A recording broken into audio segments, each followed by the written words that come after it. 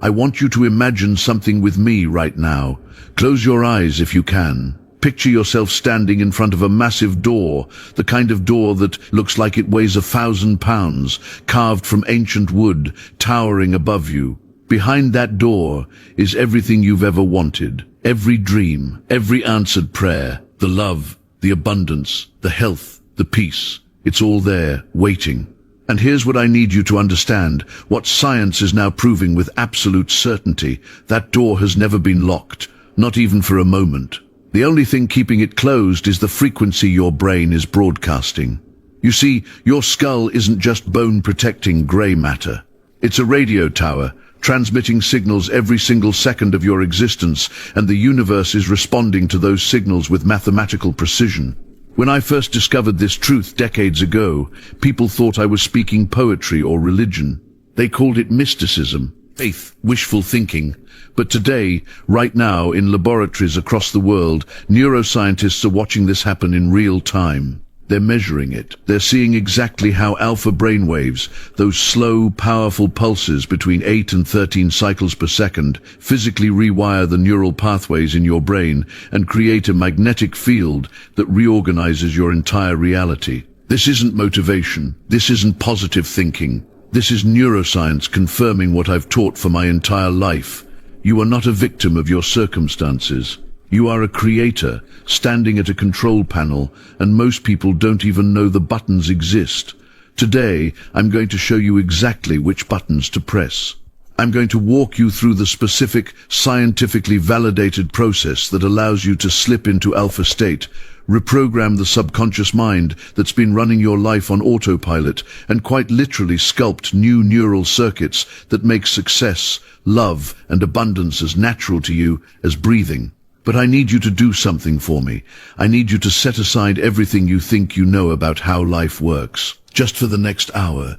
Because what I'm about to share with you is going to challenge every limiting belief that's been planted in your mind since childhood. You know, for years I watched people struggle.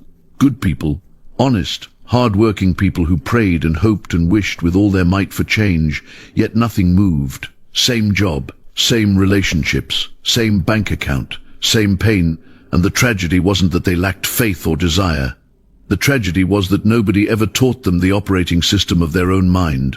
Think about this. You live your entire life inside your brain, yet most people know more about how to operate their smartphone than they know about the 3-pound universe between their ears. We go to school for years, and nobody, not one teacher, sits us down and says, "Let me explain how thoughts become things. Let me show you the mechanism."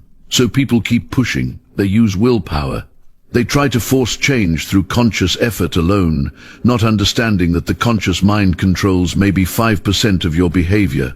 5%!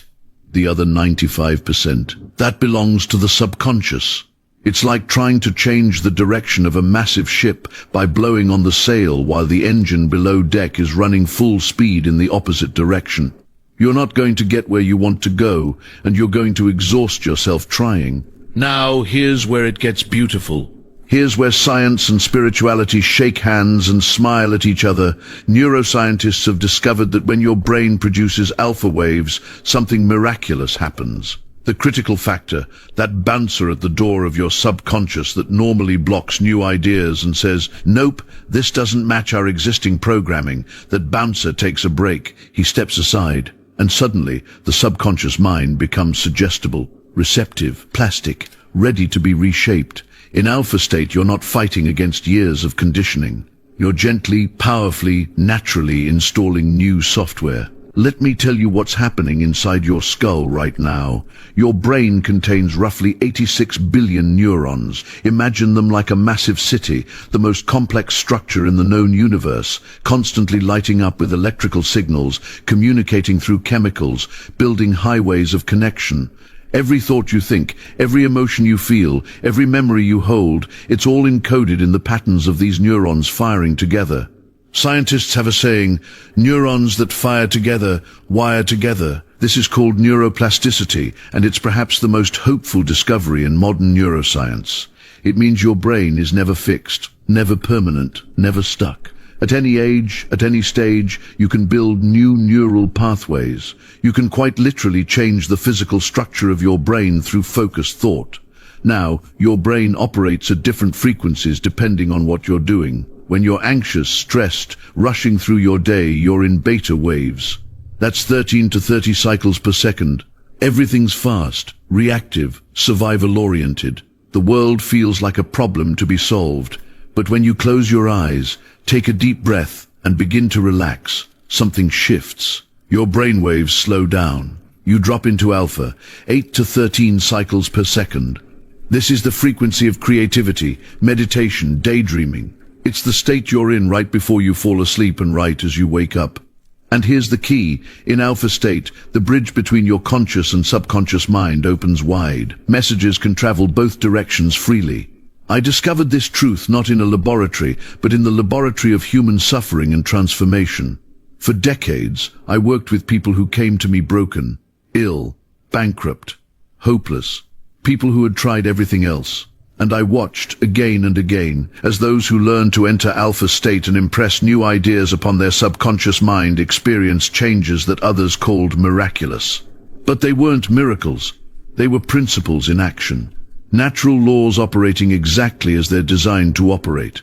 I remember a woman who came to me, her body riddled with illness, told by doctors she had months to live. She learned what I'm teaching you today. Every night, she would relax herself into alpha state, and instead of dwelling on disease, she would feel herself healthy. She would imagine, with emotional intensity, her body whole and perfect and strong. She didn't deny her current reality, but she refused to give it all her mental energy. She redirected that energy toward a new blueprint. 6 months later, she went back to those same doctors. They couldn't find the illness. They used words like spontaneous remission and unexplained recovery. But there was nothing spontaneous about it. She had systematically, deliberately rewired her brain, and her brain had rewired her body. Your brain doesn't distinguish between a vividly imagined experience and a real one. This has been proven. When you imagine yourself succeeding, the same neural networks light up as when you actually succeed. Your brain is rehearsing, it's building the circuits, it's preparing the pathways. And when you do this in alpha state, those circuits get wired in deeper, faster, more permanently because you're speaking directly to the subconscious mind, which controls your autonomic functions, your habits, your automatic responses, your entire internal operating system. So let's get practical. How do you intentionally create alpha brainwaves? How do you access this state where transformation becomes almost effortless? First, understand this. You can't force it. You can't strong-arm your way into alpha. It's not about trying harder. It's about letting go. It's about releasing the grip of conscious control and allowing your mind to settle like sediment in water. The simplest method, the one I taught for years, and the one science now validates completely, is progressive relaxation. You find a quiet place where you won't be disturbed. You sit or lie down comfortably, and you begin with your breath, not controlling it, just observing it, watching the gentle rise and fall of your chest, the cool air entering your nostrils, the warm air leaving. Your heart rate begins to slow. This is physiological, measurable. You're triggering your parasympathetic nervous system, the rest and digest mode, the opposite of fight or flight.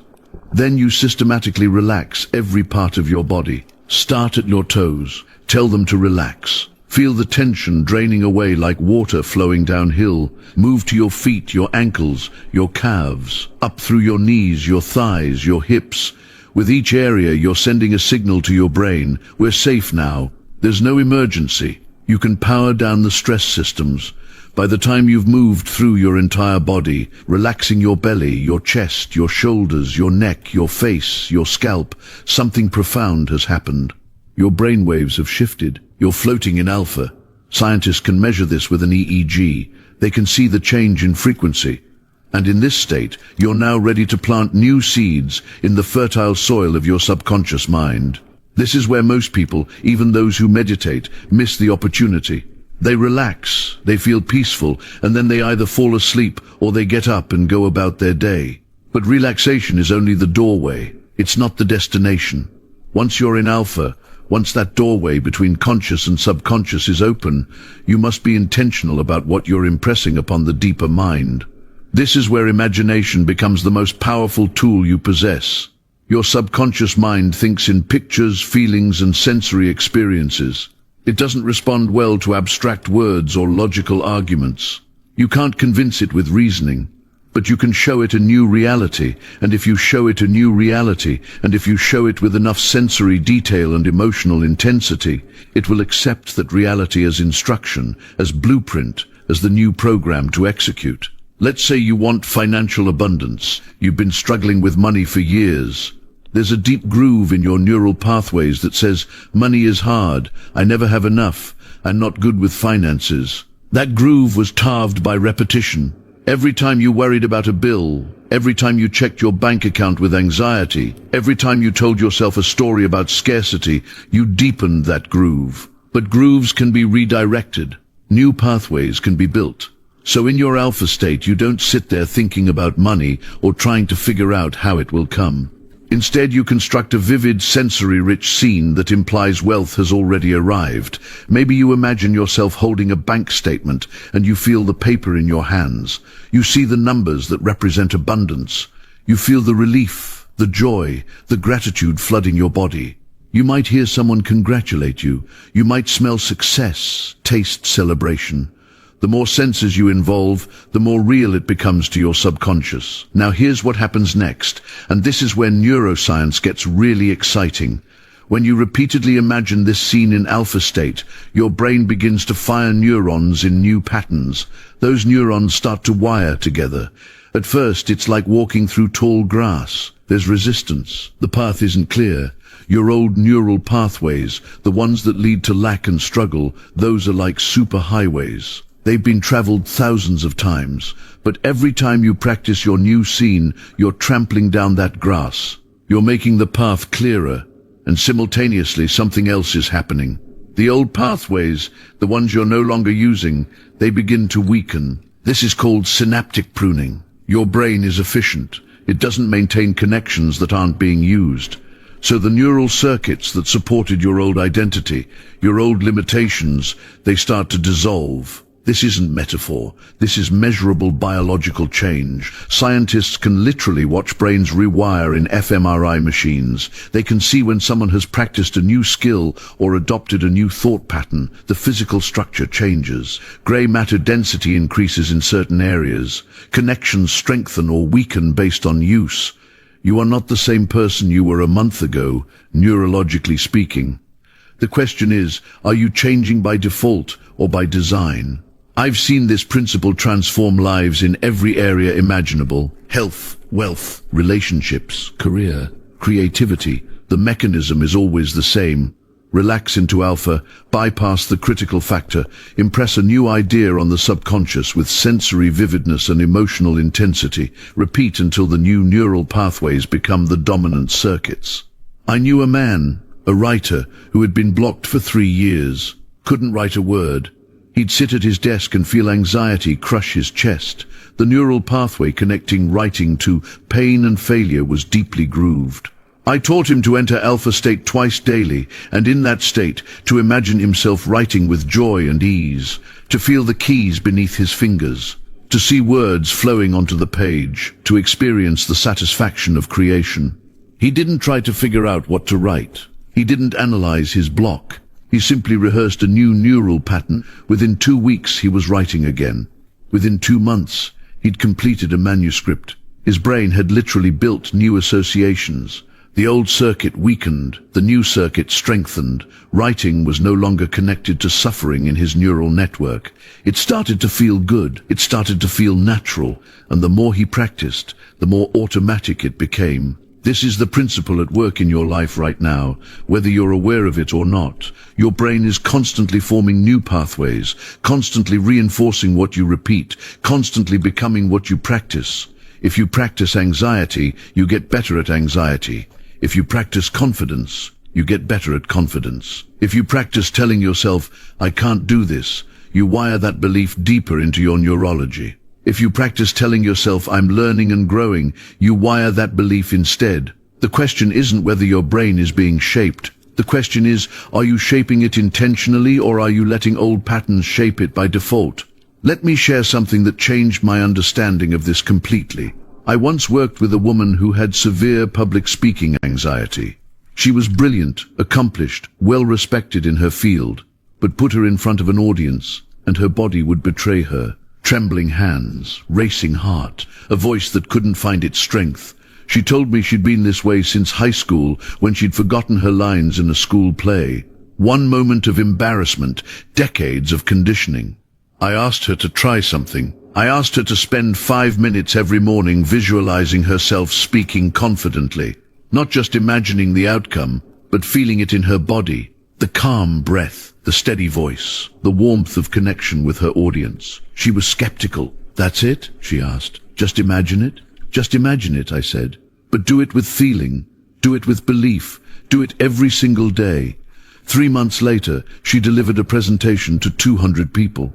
She told me afterward that halfway through, she realized she wasn't nervous. She wasn't performing confidence. She wasn't performing confidence. The visualization had become her reality. Her brain couldn't tell the difference between the mental rehearsal and the actual experience. Both created neural pathways, both shaped her nervous system, both built the skill. You see, your subconscious mind doesn't argue with you. It doesn't judge whether your thoughts are true or false, helpful or harmful, based on reality or fantasy. It simply accepts what you consistently impress upon it. It takes your dominant thoughts and turns them into your automatic responses. This is why affirmations work when done correctly, not because of magic, not because of wishful thinking, but because of neurology. When you genuinely believe you're worthy of success, your brain stops scanning for reasons you'll fail and starts scanning for opportunities you'll win. Your reticular activating system, that's the filter in your brainstem that decides what gets your attention, literally reprograms itself based on your beliefs. I've seen this hundreds of times. 2 people attend the same networking event, same room, same conversations happening all around them. One person has been affirming their worthiness, their value, their right to abundance. They notice the investor in the corner. They catch the offhand comment about a project needing someone with their exact skill set. They feel confident enough to introduce themselves. The other person, stuck in their old belief that they're not quite good enough yet. They see the same room completely differently. They notice people who seem more successful, more polished, more connected. They interpret neutral facial expressions as judgment. They leave early, convinced nothing was there for them. Same objective reality. 2 completely different experiences. And it all comes down to the filter their subconscious mind was running. Your subconscious doesn't argue with you. It doesn't say, "Are you sure about that belief?" It simply says, "Okay, if that's what you believe, I'll find evidence to support it." It's the most loyal servant you'll ever have and the most dangerous if you give it the wrong instructions. That's why affirmations work, but only when you understand what they're actually doing. You're not trying to convince the universe. You're not sending vibrations into some cosmic ordering system. You're reconditioning the most powerful pattern recognition and problem-solving machinery ever created, your own mind. And here's what most people get wrong. They think affirmations are about feeling good in the moment. They stand in front of the mirror, say, "I am wealthy," feel the immediate discord between that statement and their bank account, and quit because it feels like lying. But affirmations aren't about your current feelings. They're about your future instructions. When a pilot programs a flight plan into the autopilot, the plane doesn't say, "But we're not in Paris yet. This feels inauthentic." It simply starts making every micro-adjustment necessary to end up in Paris. Your subconscious works the same way. So when you write, "I am confident and successful," you're not lying to yourself. You're not pretending the present is different than it is. You're programming your destination. You're setting your internal compass. And once that destination is locked in, your subconscious begins orchestrating everything: your thoughts, your perceptions, your actions, even the opportunities you notice to make that affirmation your lived reality. This is why the feeling component is so crucial.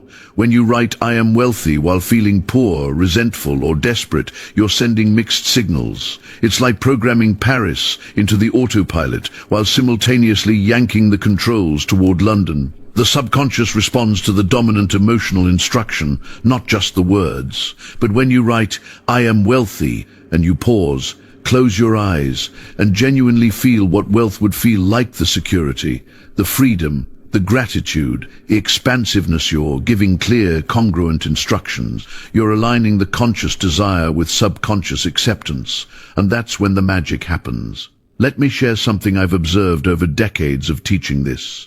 The people who get the fastest, most dramatic results aren't necessarily the ones who write the most affirmations, or who have the most affirmations, or who have the most elaborate rituals. They're the ones who achieve emotional congruence. They're the ones who can genuinely feel the reality of their desire while writing it, even if their current circumstances scream the opposite. I've seen someone living in a tiny apartment write, "I am living in my beautiful, spacious dream home," with such genuine feeling, such vivid internal experience, that within months the external circumstances shifted in ways that seemed miraculous to observers. But it wasn't a miracle, it was law. It was the subconscious, given clear instructions and emotional conviction, rearranging reality to match the internal blueprint. Now, you might be thinking, "Joseph, that sounds wonderful, but how do I generate genuine feeling for something I don't have yet? How do I feel wealthy when my bank account says otherwise? How do I feel healthy when my body is in pain?" This is perhaps the most important skill to develop, and I want to give you a practical technique right now. The answer lies in understanding that feeling is not dependent on current circumstances. Feeling is a creative act, not a reactive one. You don't wait for conditions to change before you feel differently. You feel differently, and then conditions change. Let me share a technique I've used with thousands of people, and it works beautifully. It's what I call the lullaby state technique. Here's how it works. Just before you fall asleep at night, your conscious mind begins to relax its grip. You enter what we call the hypnagogic state, the drowsy, peaceful state between waking and sleeping. In this state, your subconscious mind is most receptive, most impressionable. This is your golden opportunity. As you lie in bed, comfortable and relaxed, instead of rehashing the problems of the day, instead of worrying about tomorrow, you're going to assume the feeling of your wish fulfilled. You're going to imagine a scene that would naturally occur after your desire has been realized. For example, if you desire financial abundance, don't imagine counting money. That's too general, too abstract. Instead, imagine a specific scene. Perhaps you're calling a friend to share good news about a successful business deal. Feel the phone in your hand. Hear your friend's voice congratulating you. Feel the satisfaction, the relief, the joy of financial freedom. Or if you desire health, imagine your doctor saying, "I don't know how to explain it, but you're completely healthy. Whatever was wrong has completely resolved itself." Feel the weight lifting from your shoulders. Feel the gratitude flooding through your body. The key is specificity and sensory richness. The more real you make it in your imagination, the more quickly your subconscious accepts it as fact. And remember, your subconscious cannot tell the difference between a vividly imagined experience and a real one. You loop this scene in your mind, feeling it, living it, until you fall asleep in the feeling of the wish fulfilled. This is critical. You must fall asleep in that feeling. As you drift off, that feeling sinks deep into your subconscious mind, where it begins its creative work. Night after night, you do this. You fall asleep in the feeling of your wish fulfilled. And then something remarkable happens. Your subconscious mind begins to accept this new pattern as truth. It doesn't argue, it doesn't question, it simply receives the impression you've given it, night after night, and begins to reorganize your outer world to match it. You might wake up one morning with a sudden idea and insight you've never had before. You might feel compelled to reach out to someone you haven't spoken to in years. You might stumble across an opportunity that seems to come out of nowhere. But here's what you need to understand. None of this is coincidence. It's your subconscious mind, now impressed with the feeling of your wish fulfilled, orchestrating events, arranging circumstances, guiding you toward the manifestation of what you've claimed in consciousness. I've seen this happen countless times. A woman once told me she wanted to own her own home, but her finances seemed impossible. Every time she looked at her bank account, fear would grip her. Every time she thought about applying for a loan, doubt would paralyze her. But she began practicing this technique. Every night she would lie in bed and imagine herself walking through the rooms of her own house. She felt the keys in her hand. She smelled the fresh paint. She touched the walls and whispered, "This is mine." She did this faithfully, without forcing, without strain. Within 6 months, a relative she barely knew passed away and left her a sum of money just enough for a down payment. The house she'd been imagining in her mind appeared on the market the very same week. Coincidence? No. Consciousness externalizing itself. This is the principle. Assumption persisted in hardens into fact. You don't need to know how it will happen. You don't need to figure out the logistics. Your job is not to manipulate the outer world. Your job is to impress your subconscious mind with the feeling of the wish fulfilled, and then let the deeper intelligence within you, call it God, call it the subconscious, call it the infinite, bring it to pass in ways you could never have orchestrated with your conscious mind alone. This is why so many people fail.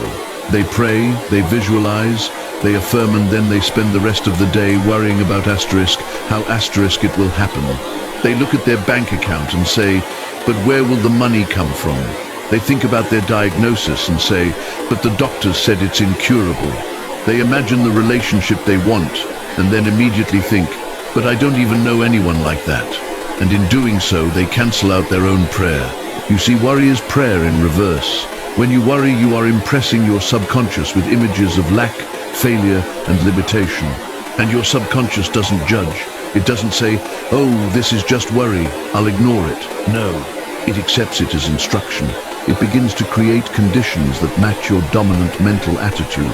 So if you spend 5 minutes visualizing abundance and then 5 hours worrying about bills, which instruction do you think your subconscious will follow? The answer is obvious. The solution is not to fight the worry. Fighting it only gives it power. The solution is to gently, persistently return to the feeling of the wish fulfilled. Every time doubt arises, don't condemn yourself. Simply redirect. Go back to the inner scene. Feel it again. Live in it again. I remember a woman who came to me desperate for healing. She had been diagnosed with a condition her doctors called progressive and irreversible. She was terrified, and I told her what I'm telling you now. Stop fighting the diagnosis. Stop arguing with the doctors in your mind. Instead, assume the feeling of perfect health. She asked me, but how can I feel healthy when I'm in pain? I said, you don't deny the pain. You don't pretend it's not there.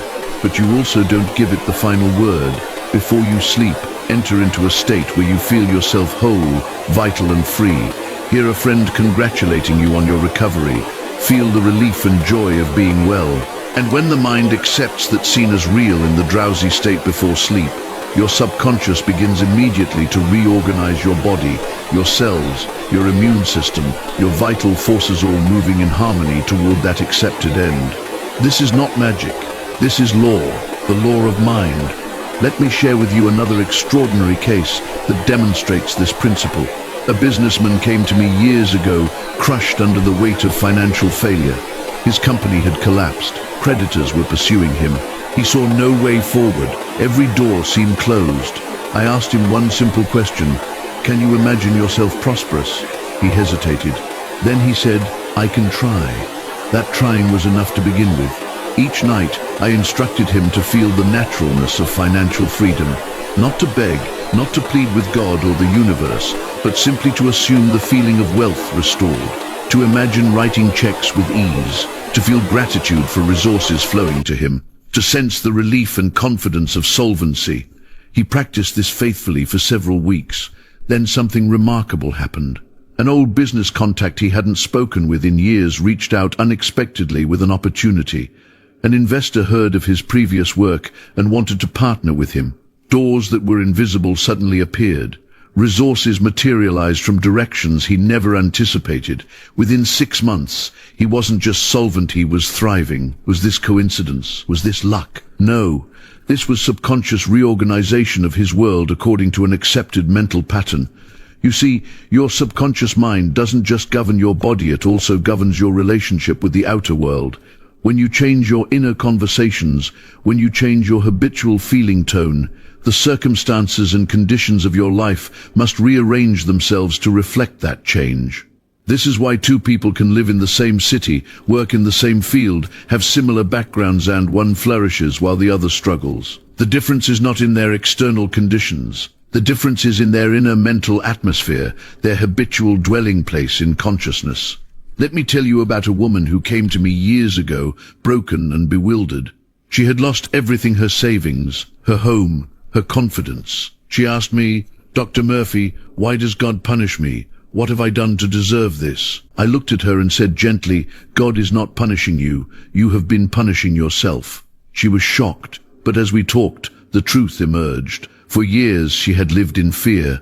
Fear of loss, fear of poverty, fear of abandonment. Every night before sleep, she would lie awake imagining worst-case scenarios. She rehearsed disaster in her mind with the dedication of an actor preparing for a role. And her subconscious mind, ever faithful, ever obedient, took these mental rehearsals as instructions and began to manifest them in her outer world. This is the difficult truth that many struggle to accept.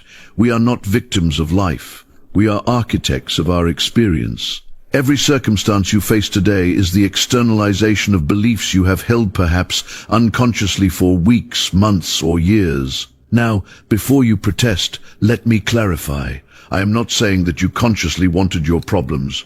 I am not suggesting that anyone deliberately chooses suffering. What I am saying is that your subconscious mind does not distinguish between what you want and what you habitually think about. It only knows what you impress upon it through feeling and repetition. If you constantly think thoughts of limitation, if you say to yourself, "I can never get ahead," "Money always slips through my fingers," "I'm not lucky like other people," your subconscious accepts these statements as truth and works tirelessly to make them your reality. But here is the glorious other side of this principle. If your mind can create limitation, it can just as easily create abundance.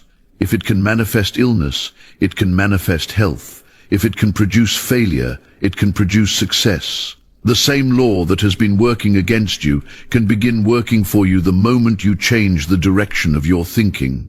This is not mysticism. This is not wishful thinking. This is scientific prayer, the application of mental law with precision and understanding.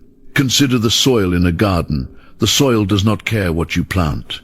It will grow weeds just as readily as roses. It operates according to the law of growth, indifferent to the nature of the seed. Your subconscious mind is like that soil. Plant seeds of fear, and you harvest experiences that match that fear. Plant seeds of faith and prosperity, and your harvest will reflect those seeds instead. Now, here's what most people don't realize about this planting process. You don't need to plant hundreds of seeds. You don't need to spend hours and hours affirming the same thing over and over until your voice goes hoarse. That's not how your subconscious works. Think of it this way. If you plant a seed in the ground, do you dig it up every hour to check if it's growing? Of course not. You'd destroy it. You plant it once, with care and intention, and then you trust the soil to do its work. Your subconscious mind operates on the same principle. One deeply felt conviction, impressed upon your subconscious with emotional intensity and genuine belief, is worth more than 1,000 mechanical repetitions spoken without feeling. I've watched people affirm prosperity for months without seeing results, and when I ask them how they feel when they say their affirmations, they tell me they feel nothing. They're just saying words. That's like dropping seeds on concrete and expecting a garden to grow. But when you take that same affirmation and charge it with feeling, when you close your eyes and really feel the joy of financial freedom, when you sense what it would be like to open your bank statement and see abundance looking back at you, when you experience the relief and the gratitude as if it were already real, that's when you've truly planted something. That emotional charge is the water that allows the seed to germinate. Without it, nothing grows. Let me share something with you from my own experience. Years ago, I knew a woman who came to one of my lectures. She was drowning in debt. Bill collectors were calling daily. She felt trapped, suffocated by her circumstances. I taught her this simple technique. Before sleep each night, she would sit quietly and imagine receiving a check in the mail. Not just visualize, she would feel the envelope in her hands, feel the texture of the paper, sense the weight of it. She would see herself opening that envelope with trembling fingers, pulling out the check and reading the exact amount she needed. And most importantly, she would feel the relief, the gratitude, the overwhelming sense that her prayer had been answered. She did this religiously for 30 consecutive nights. And on the 31st day, something extraordinary happened. Her estranged aunt, someone she hadn't heard from in over a decade, contacted her out of the blue. This aunt had recently sold a property and felt a sudden, inexplicable urge to share part of the proceeds with my client. The amount? Down to the penny, it matched what she had been imagining. Now, the skeptics will say this was coincidence. But when you've witnessed hundreds of such coincidences throughout your career, you begin to understand that there's a law at work here as reliable and consistent as the law of gravity. The subconscious mind doesn't distinguish between a real experience and one that's vividly imagined with feeling. When you repeatedly impress an idea upon your subconscious with emotional intensity, it accepts that idea as fact and begins to manifest it in your outer world. This is why feeling is the secret. This is why emotion is the language your subconscious understands best. You can repeat affirmations mechanically all day long, but if there's no feeling behind them, if there's no conviction, no acceptance, no faith there, just empty words floating in the air, they have no power to penetrate the deeper levels of your mind where the real creative forces reside. Think of it this way: your conscious mind is like a gardener, and your subconscious mind is like the soil. The seeds you plant are your thoughts and mental images. But emotion feeling is the water that allows those seeds to take root and grow. Without water, even the best seeds remain dormant. With it, they spring to life. This is why I always tell people, don't just say your prayers, feel your prayers. Don't just say your prayers, feel your prayers. Don't just visualize your desires, emotionalize them. Enter into the feeling of the wish fulfilled. When you pray for healing, don't just mouth the words. Feel the vitality coursing through your body. Feel the strength in your limbs. Feel the clear, sharp awareness of perfect health. Experience it now in your imagination as though it were already an accomplished fact. This mental rehearsal is not idle daydreaming. It is conscious, deliberate creation. You are impressing upon your subconscious mind the exact pattern of health you wish to see manifest. And your subconscious, being the faithful servant it is, accepts this impression as instruction. It begins immediately to reorganize the functions of your body to align with this new blueprint. I have witnessed this principle work wonders in cases that seemed utterly hopeless. A woman came to me once, barely able to walk, her joints so inflamed and painful that each step was agony. The doctors had given her every medication available, but nothing provided lasting relief. She was desperate, and in her desperation, she was finally willing to try something different. I taught her this simple practice. Every night before sleep and every morning upon waking, she would close her eyes and imagine herself walking freely, effortlessly, joyfully. She would see herself climbing stairs without pain, dancing at her daughter's wedding, gardening in her backyard, all the activities her condition had stolen from her. At first, she admitted, it felt almost cruel. How could she imagine such things when her present reality was so different? But I urged her to persist. Your imagination, I told her, is the workshop of God. In it, all things are possible. Use it boldly. Within 3 weeks, she reported the first signs of improvement. Within 3 months, she was walking without assistance. Within 6 months, she was completely free of pain. The doctors called it spontaneous remission. I called it the natural result of impressing the subconscious mind with an image of perfect health. Your subconscious does not question. It does not argue. It simply accepts what you persistently present to it as true. If you continually say, I am weak, I am sick, I am limited, it accepts this and produces corresponding conditions in your body. But if you persistently affirm and imagine perfect health, it accepts this equally and proceeds to make it manifest. This is why it is absolutely critical that you become the guardian of your own consciousness. You must stand watch at the doorway of your mind and refuse entry to thoughts of disease, limitation and decay. When such thoughts knocken, they will knock, for they are the habits of years. You must firmly turn them away. Replace them immediately with affirmations of truth. Say to yourself, I am a spiritual being, perfect, whole and complete. The life of God flows through me now, healing, restoring, renewing every cell of my body. When you speak these truths to yourself with conviction, with feeling, with absolute certainty, something miraculous begins to happen. Your subconscious mind accepts these words as instructions. It begins to work day and night to bring them into manifestation. Your body responds to the life force that flows through every organ, every tissue, every cell. I've witnessed people who were told they had incurable conditions make complete recoveries simply by changing their inner dialogue. Not through denial of the problem, but through affirmation of a greater truth, the truth of their spiritual nature, the truth of the healing power within them. Now, let me address something that confuses many people. They say, Dr. Murphy, I've been affirming health for weeks, but nothing has changed. Why isn't it working? The answer lies in understanding the difference between mechanical repetition and true conviction. You cannot simply mouth words while your heart is filled with doubt and fear. You cannot say, I am healthy, while simultaneously imagining yourself getting worse. The subconscious mind responds to the dominant thought pattern, to the feeling behind the words, not merely to the words themselves. This is why I always emphasize the importance of feeling the reality of what you're affirming. When you say, I am whole and perfect, you must feel that wholeness in your body. When you declare, health is mine now, you must experience the sensation of vibrant health flowing through you. Close your eyes and actually feel what it would be like to be completely well. See yourself doing the things you would do if you were healthy. Experience the joy, the freedom, the vitality. The subconscious mind thinks in pictures, in feelings, in sensory experiences. Give it a clear blueprint of health, and it will work to construct that reality in your body. Give it confused, contradictory messages, and it cannot produce clear results. I remember a woman who came to me with chronic pain that had plagued her for years. She had tried everything, doctors, specialists, every treatment available. Nothing worked.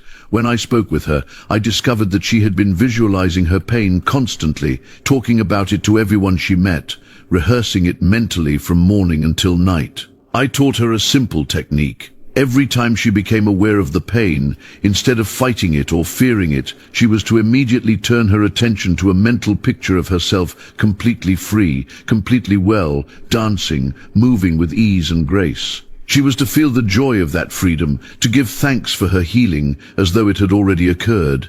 Within weeks, the pain began to diminish. Within months, it was completely gone. What changed? Not her circumstances initially, but her consciousness. And when her consciousness changed, her body followed.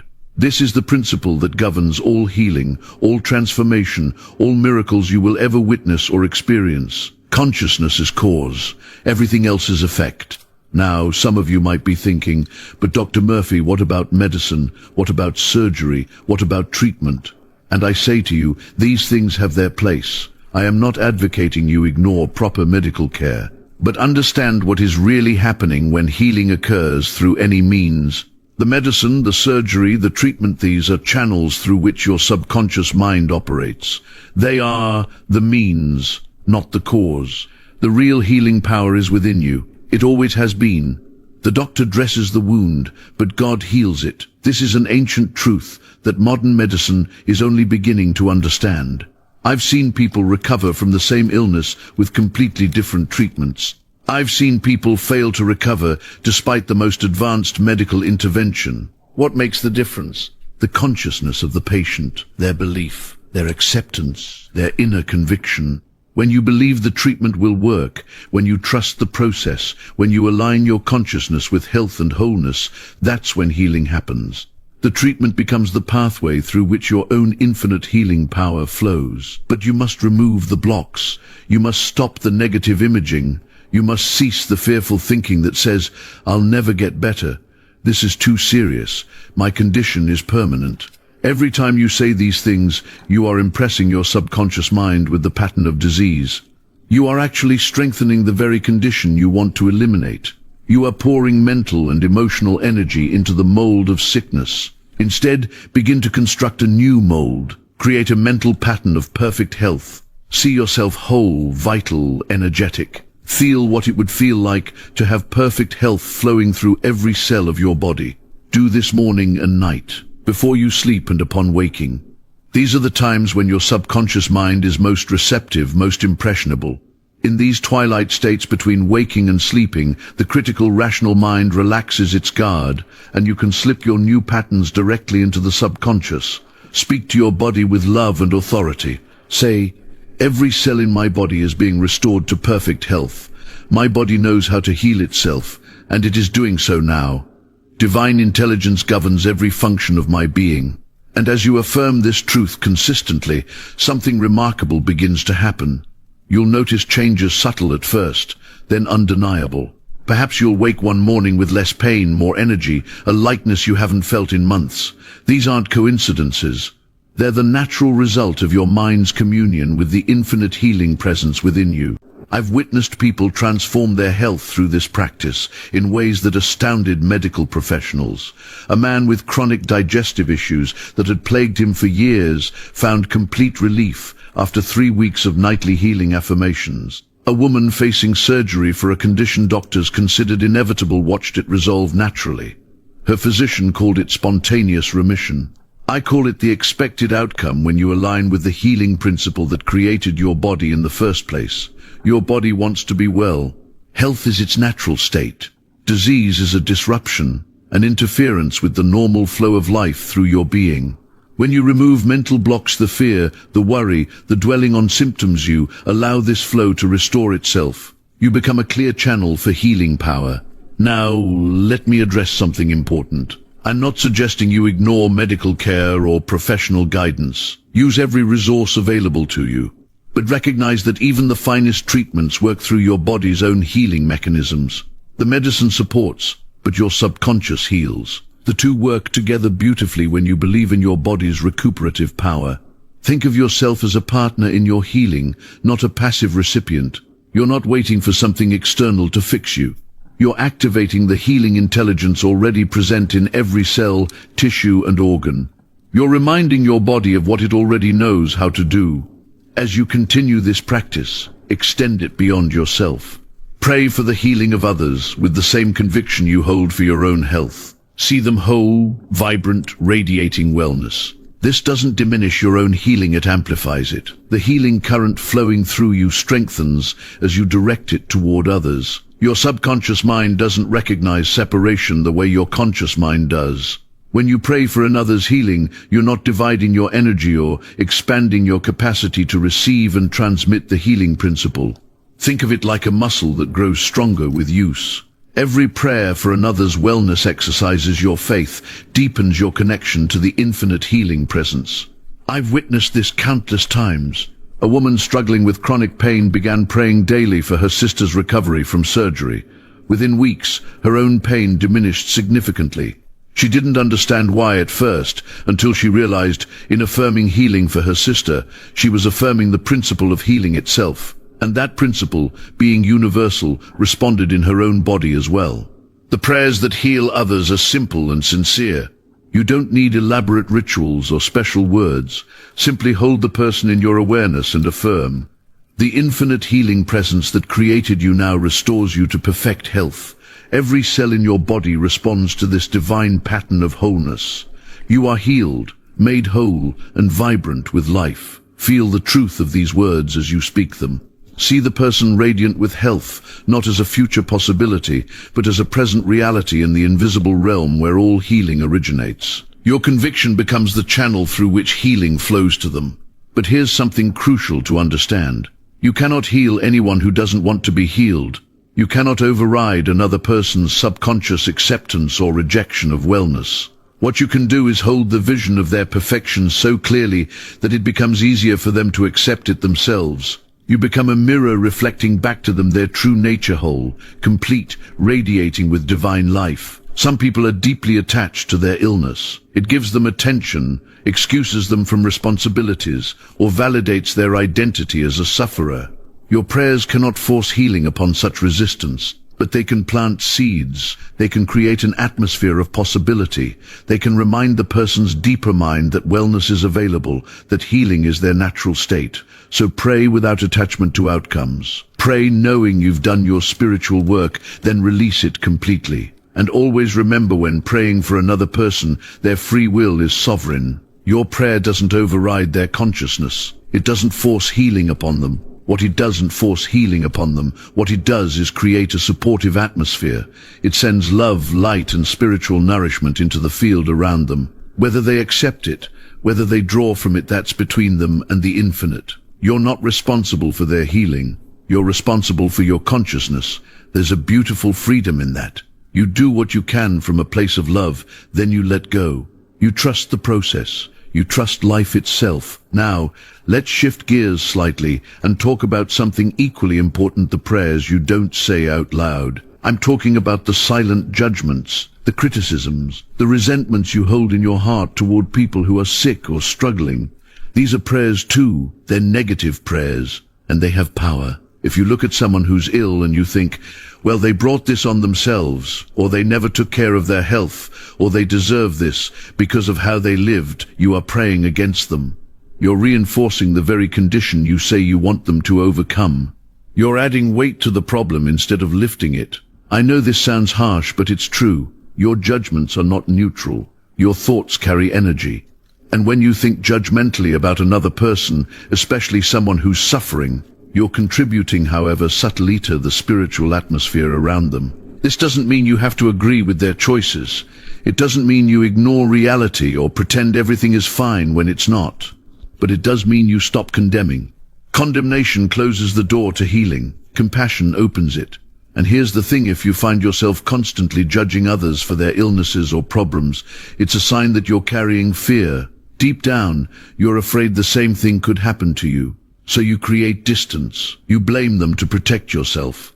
But that's not protection. That's prison. The way out is forgiveness. Forgive them for being human. Forgive yourself for being judgmental.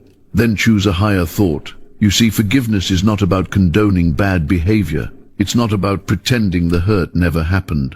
It's about refusing to let that hurt control your subconscious mind any longer. When you hold resentment, you're essentially programming your subconscious with thoughts of anger, betrayal, and pain. And what does your subconscious do? It accepts those thoughts as instructions and begins to manifest more experiences that match that emotional frequency.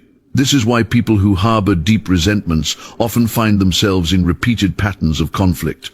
They attract similar situations, similar people, similar betrayals. Not because the universe is punishing them, but because their subconscious is still running the old program.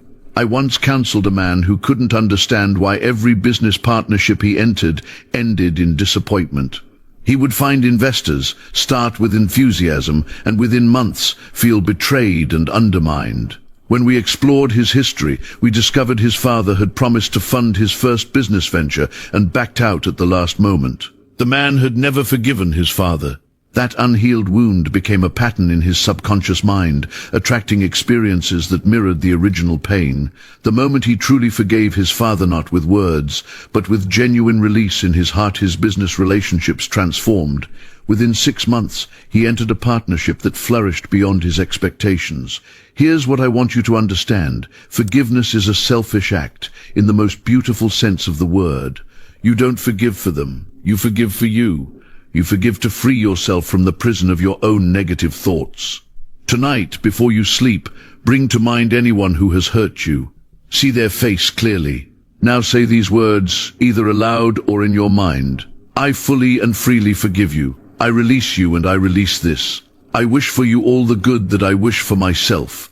You might not feel it immediately. Your ego might resist. That's perfectly normal, but persist with this practice. Make it a meditation. Do it every night until you feel the weight lift from your chest. And here's the most challenging part. Forgive yourself. Forgive yourself. Forgive yourself for past mistakes, for missed opportunities, for words spoken in anger, for times you weren't your best self. You are not your past. You are the consciousness that learned from it. Self-forgiveness is not about condoning what happened. It's about freeing yourself from the prison of perpetual self-punishment. It's recognizing that you did the best you could with the awareness you had at that moment. And now you know better.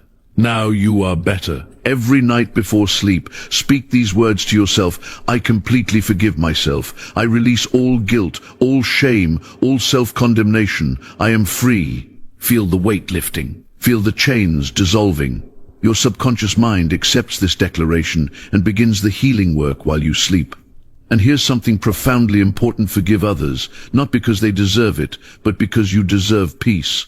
That person who wronged you 10 years ago is not lying awake at night thinking about what they did to you. But you might be. Who is being punished by your unforgiveness? Only you. When you hold resentment, you're drinking poison and expecting the other person to die. You're carrying their burden for them. Let it go. Not for them, For you, say their name in your mind and declare, I fully and freely forgive you, I release you and I am free. You'll be amazed at the likeness that follows. Now, understand this clearly. You don't need to forget. You don't need to reconcile. You don't need to put yourself back in harm's way. Forgiveness is not about them at all. It's about you reclaiming your power, your peace, your mental and emotional energy. It's about refusing to let past pain dictate your present reality. Your subconscious mind cannot heal what you constantly rehearse. Every time you replay that argument, that betrayal, that humiliation, you re-injure yourself. You reactivate the same neural pathways. You re-experience the same pain. Stop the replay. Consciously decide, that chapter is closed. I am writing new pages now. And let me tell you about the power of blessing. This is ancient wisdom that works miracles. When someone irritates you, silently bless them. When you think of someone who hurt you, bless them. I wish you peace. I wish you happiness. I wish you well. This is not weakness. This is supreme strength. You are dissolving the negative emotional charge that keeps you bound to them. What you condemn in others, you attract to yourself. What you bless in others, you increase in yourself. This is the law. When you bless your difficult colleague, you free yourself from the negative vibration. When you bless your ex-partner, you open yourself to new love. When you bless your past, you create space for a glorious future. This is the divine law of release and renewal. You cannot fill a cup that is already full. You cannot plant a garden in soil that is choked with weeds. The act of blessing is the spiritual equivalent of clearing the ground, of making sacred space for the new to emerge. I have seen this principle work miracles in the most hardened hearts. A woman came to me who had not spoken to her sister in 17 years. The wound between them had calcified into something harder than stone. I did not ask her to reconcile. I did not ask her to forgive in the conventional sense. I simply asked her to silently bless her sister every morning for 30 days. At first, she resisted.